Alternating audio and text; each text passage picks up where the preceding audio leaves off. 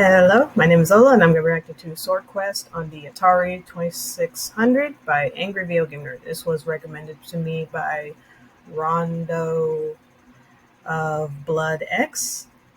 That's a very, very cool name, by the way. Yeah, I've never seen this episode. I have no idea what SwordQuest is. What? Anyway, let's see what it's about. And if you want to like, comment, subscribe to my channel, you can. If you don't want to, that's fine too. I just do this for fun. Here we go.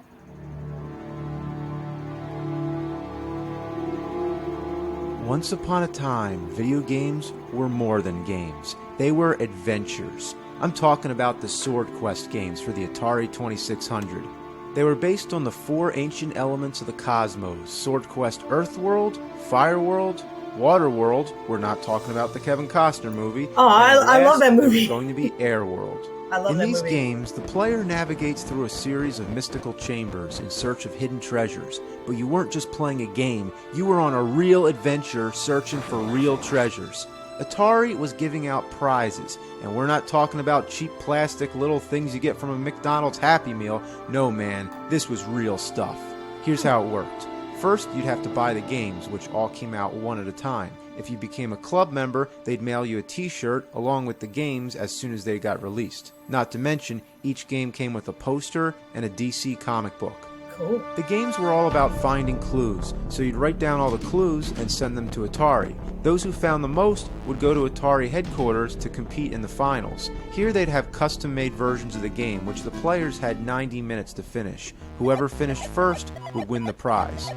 The winner of Earthworld got a talisman made of 18-karat solid gold studded with 12 diamonds and the birthstones of the 12 zodiac signs. Whoa. The winner of Fireworld got a chalice made of platinum and gold studded with diamonds, rubies, sapphires, pearls, and green jade. God, the winner of Waterworld would get a crown made of gold decorated with diamonds, rubies, sapphires, and aquamarines. The winner of Airworld would get a Philosopher's Stone, a large piece of white jade encased in an 18-karat gold box adorned with emeralds, rupees, and diamonds. Damn.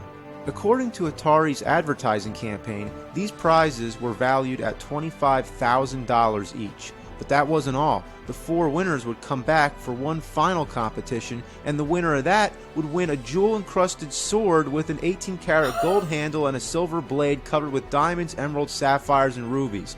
The sword was valued at $50,000. In total, that's $150,000 worth of treasures, and this was in 1982 and 83, so you can balance that out. Yeah. Not since the medieval times have I heard of a treasure quest of this magnitude.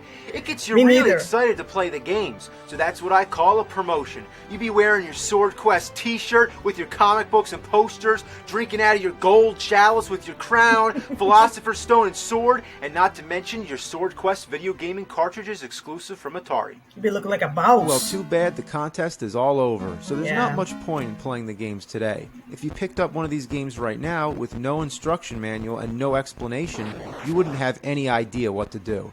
Every time you go to the next room, it sounds like an explosion. That's what's so great about Atari. Something as simple as going through a door is an event. Jesus. Every room's a different color, and there's no end. It just keeps going and going. If you look at the manual, you'll see that each room represents a sign from the zodiac, and if you keep moving, you'll come around full circle. But there's only so many colors, so it's easy to confuse Aries with Libra or Capricorn with Leo. Each room has a hidden chamber where you find treasures, but sometimes before you get to the treasure, you have to pass through a nuclear waterfall or jump on laser rafts. These kind of games, you gotta use a lot of imagination. When you get to a treasure chamber, you can pick up items or drop them. By putting the right combination of items in a certain room, you'll trigger a clue. 64. Whoa. Now what could that mean? 16:4. The comic book. Page 16, panel 4. I don't see anything. Oh. Wow. Scribe.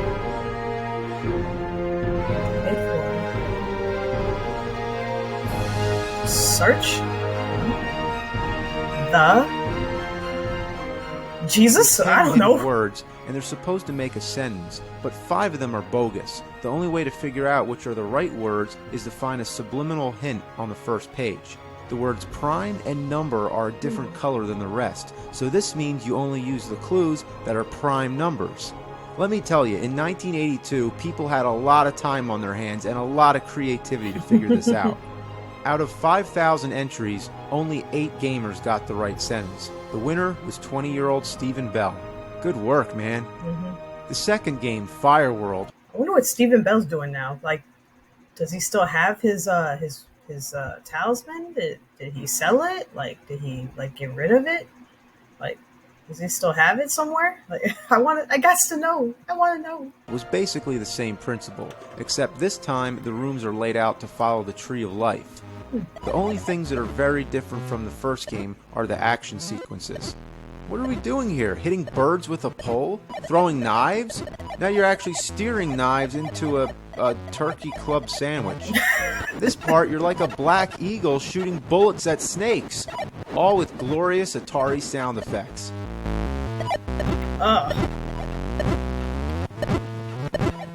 I think this game was a little easier than Earthworld because this time over 50 gamers found all the clues. So Atari had sort of a tiebreaker where they made everyone write down what they liked about the game. Damn, that's a good game. Gee whiz, I sure love that game. And somehow, based on those answers, they narrowed it down to 50 contestants. Michael Rideout was the final winner and received the Golden Chalice. The third what's game, he doing now? Waterworld, What's Michael is doing when now? the shit hit the fan. Does he still have his? The infamous video game crash of Did he get rid of it? Like, what 1983 happened? was taking effect, no. and Waterworld was released in a limited quantity, making this an extremely rare game. It had only 7 rooms, significantly less than the previous games. This time, it was based on the chakra structure. Appropriately, its action scenes all had something to do with water. Either you're trying to swim around sharks, dodge squids, or hop on icebergs. The contest never happened. Atari's financial problems led them to sell the company and pull the plug on the whole thing. The fourth game, Airworld, is just what it is, air. It never got made, though a Damn. prototype has been rumored and even hoaxed. It's a very sad end to what could have been the greatest gaming event in history. An adventure series with rooms based off mythology came with comic books, a chance to win real treasures, and then it all vanished. Damn. The biggest mystery of all is whatever happened to the remaining treasures. Yeah. Eyewitness accounts and pictures prove that they all existed because they were on display during the competition. But where are they now? The guy who bought Atari was a guy named Jack Trammell. Some comments online from people in the business have said that they've seen the sword hanging in Trammell's living room. There's no pictures or any hard evidence to support this, but if he does have the sword, it's most likely he has the crown and the Philosopher's Stone as well. Somebody's got to find out. The real SwordQuest is the quest for that sword and the other treasures. They belong in the hands of gamers who earn them. You know, everybody who put those games in their Ataris had a chance of winning.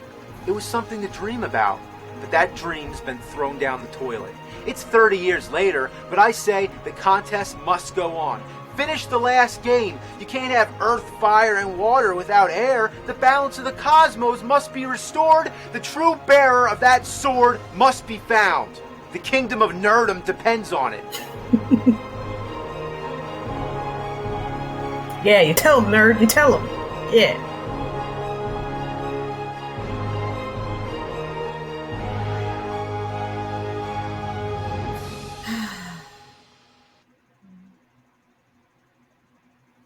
Yeah, it's very sad, man. That that last game never got completed, and those other trophies, those prizes were never won. Like, what the freak, man? So messed up, man. To think. Imagine that 3 people had chances to win those other prizes, but something went down with Atari, and all that just went away. Like, man, for real, I wonder what happened to those what happened to those guys that won the Talus and that cup. Like, do they still have it? Did they get rid of it? Did they pawn it, sell it on eBay? Something like what happened? Like, man, Anyway, yeah, that's my reaction to SwordQuest on the Atari 2600 by Angry Video Game Nerd. Everyone take care of yourselves, each other, and I'll see you in the next one. Bye.